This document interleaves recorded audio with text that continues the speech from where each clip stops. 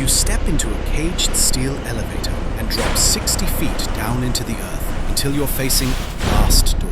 Steel thick enough to survive a near miss from a nuclear weapon. It opens just long enough to let you through and seals behind you. Inside is a cramped concrete capsule. Low ceiling, exposed pipes, 2 grey consoles covered in switches. This is where you'll spend the next 24 hours because you're a Minuteman launch officer. Somewhere above you, buried under the dark plains, sit missiles, each one powerful enough to erase an entire city.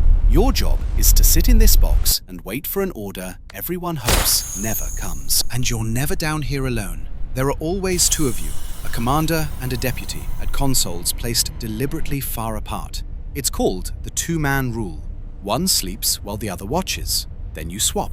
Someone is always awake. Someone is always watching the panel. And nothing important down here can happen through one set of hands. Every step that counts requires both of you acting together at the same time. So what happens if the order comes? It's not a phone call. It's a stream of letters and numbers crackling in over the radio. An emergency action message. Both of you copy it down by hand, then compare notepads to make sure they match. But handwriting isn't proof. So you open a red steel safe bolted into the wall.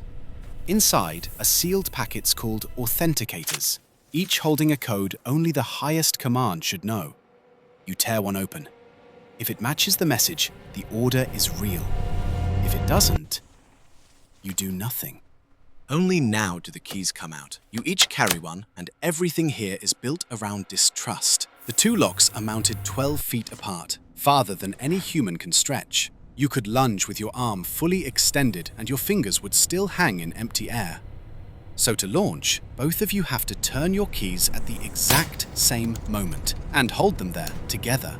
One key does nothing, one person does nothing. No single hand can start a war. And even that usually isn't enough. Another crew, buried miles away, has to turn their keys too. Until then, the missiles just sit in the ground, waiting.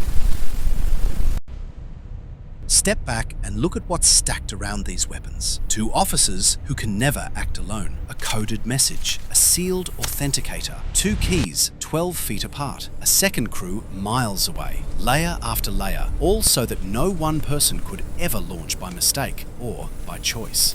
So you'd assume the final layer, the code that actually unlocked the missiles, was the most guarded number in the entire country. Something long, complex, impossible to guess.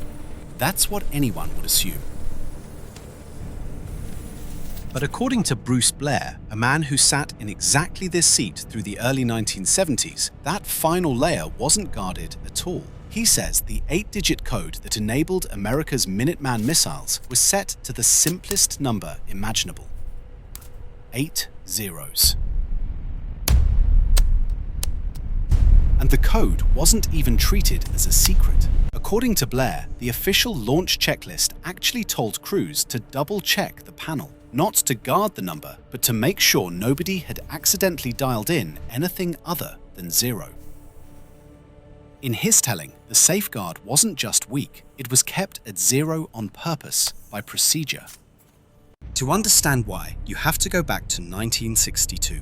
The Cuban Missile Crisis had just dragged the world within days of nuclear war, so President Kennedy ordered electronic locks, permissive action links, installed across the arsenal. A missile stays dead until it receives the correct code from the top. No code, no launch. But the Strategic Air Command saw those locks from the opposite direction. Their nightmare wasn't an accidental launch, it was a launch that came too late. Soviet missiles already in the air, and the retaliation order stalled behind a code that never arrived.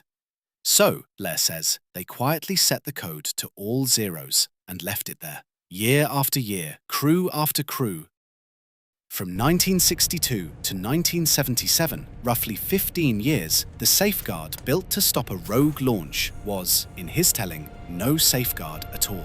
The Air Force says this never happened. When Congress asked in 2014, they answered in writing, a code of 8 zeros has never been used to enable a Minuteman missile.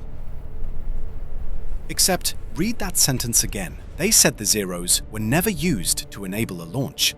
And that's true. No missile was ever fired. But but they never quite said the panel wasn't set to 0. The man in the capsule says the code was nothing. The Air Force says it was never used, and somehow both of them can be telling the truth.